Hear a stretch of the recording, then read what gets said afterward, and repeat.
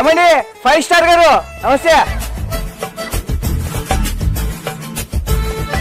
అరే సోనుగా మనం ఒక పెద్ద సినిమా తీయాలి రోయ్. మన ఏదో ఒక సినిమా వచ్చింది రా, అదే పుష్ప. అది చీప్ గా 600 కోట్లు పెట్టి తీస్తారు.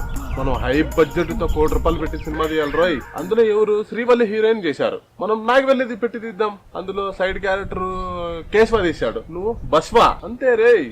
నేను మరీ అంత ఎదవలా కనపడుతున్నారా? ఏం అట్లా చూస్తావు? ఇంతకి హీరో ఎవరన్నా? నేనేరా.